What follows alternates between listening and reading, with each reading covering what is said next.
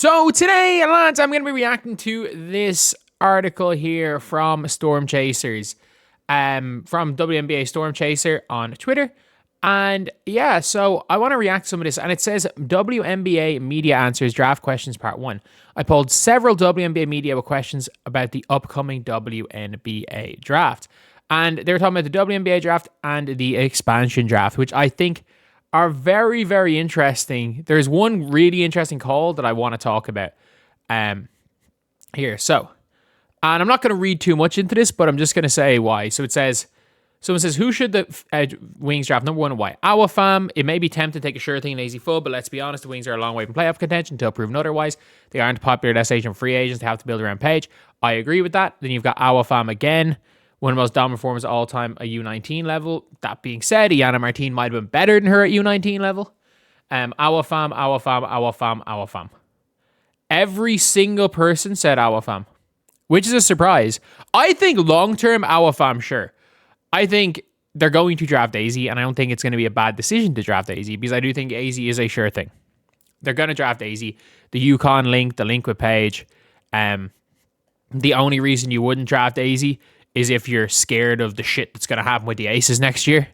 And the Nalissa Smith issue or situation with the fever and Dijonay and all of that nonsense potentially happening. But I don't think something like that would happen with AZ and Page, even if like it doesn't work out. So at the end of the day, I think they're probably going to take AZ. I would take our fam, but like they're probably going to take AZ foot.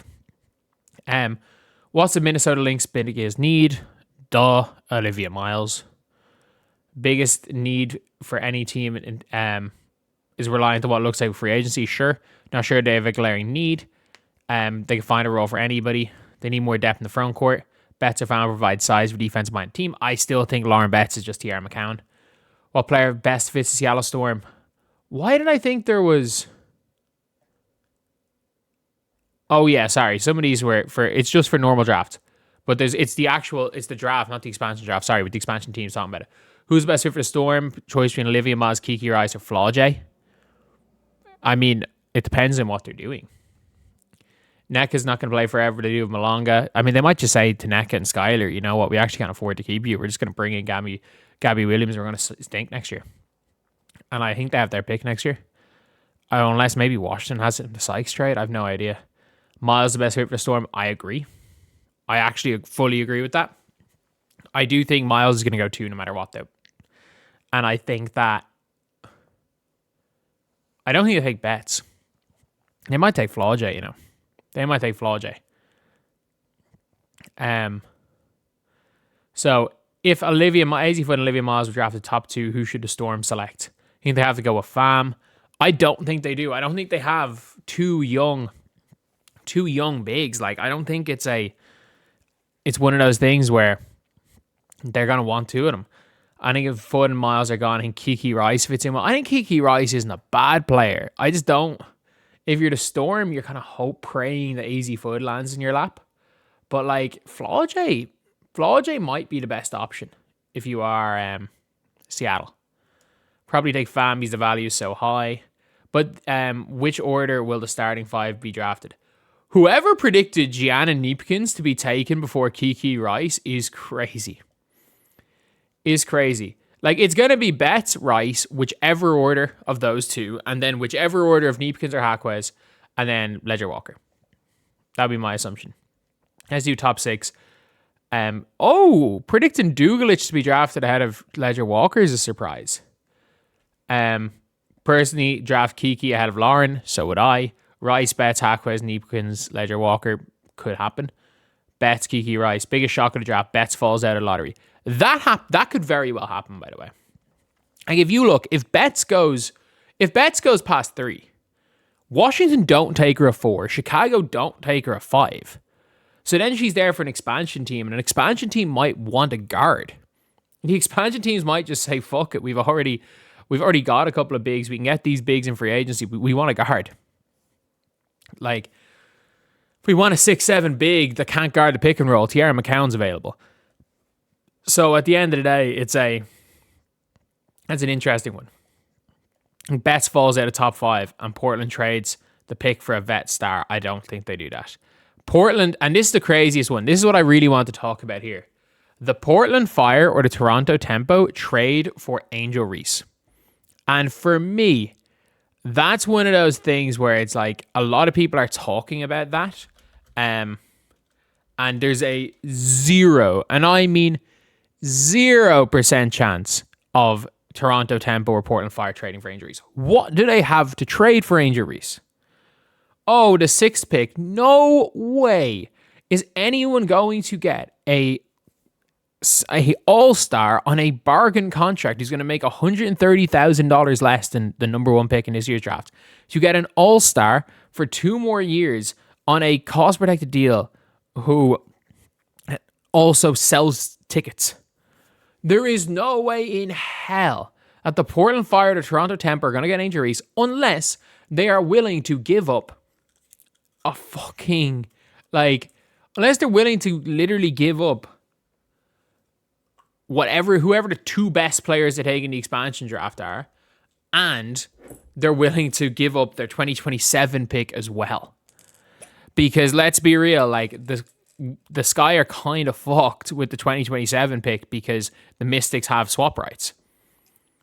There is no way. If Angel's going to be traded for a pick, it'll be pick number 1 or 2 and another asset.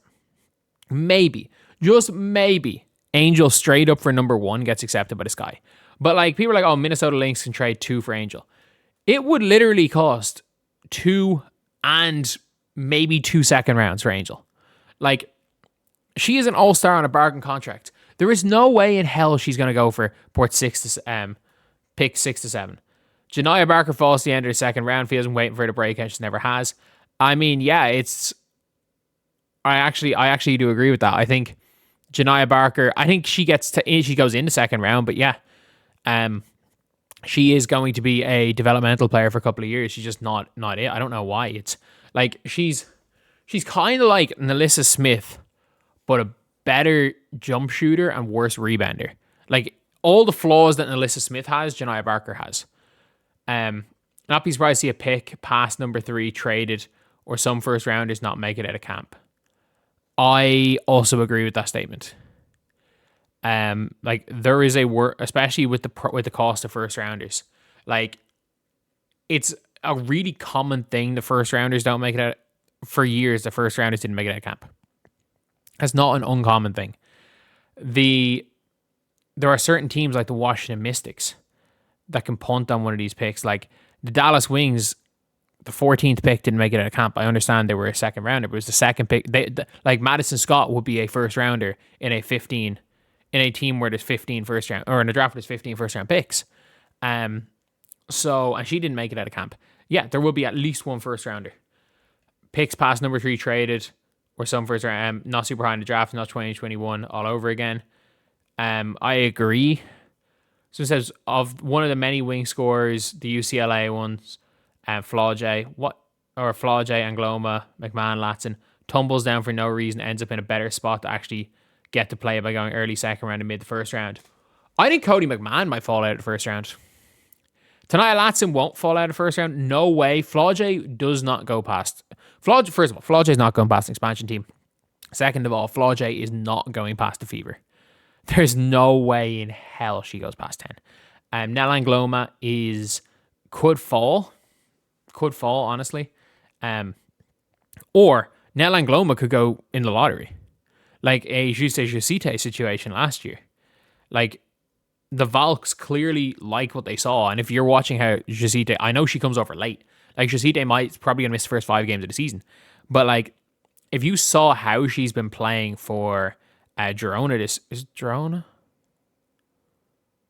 Is she in Girona? She's in Girona. She's been killing it. She's one of the best guards in EuroLeague, period. Iana Martin won the World Cup MVP over the likes of Hannah Hidalgo, Madison Booker, Joyce Edwards. Legit. I don't give a damn about the assist to turnover ratio. She is a fucking dog. Marta Suarez, I don't know. I think Marta Suarez might be like a second round pick who makes a roster. I don't see her being more than that. Nell Angloma or Yana Martin, both still raw. I think Yana Martin's way better now. Nell Angloma might be a stash, but could be insane. Which player do we think being a steal? Charlie Sledger Walker or Chase Zeki? I mean, she's 5'7". Like, I don't know. Dugalich. I actually really like Dugalich. I think she makes a roster. Like, I think Dugalich, Van Sluten, Stolke are players that like make rosters and are going to be solid players, but aren't super duper high as like upside players. List top three players in draft based on highest upside potential: Awa, AZ, Olivia. Awa, Olivia, Flaujae. Awa, Olivia, AZ. Olivia Miles, Awa, Fud. Awa, Olivia Miles, Flaujae. Van Miles, Betts, really? Ooh. I don't know. But it seems like the WNBA media is predicting Awa to be the best player in this draft. And shout out again to Storm Chasers for making this article. Go read the whole thing. You will see read this in a lot more depth than on this video. You'll be able to read these things in a lot more depth. But it's very clear that the media believes Awa Fam is the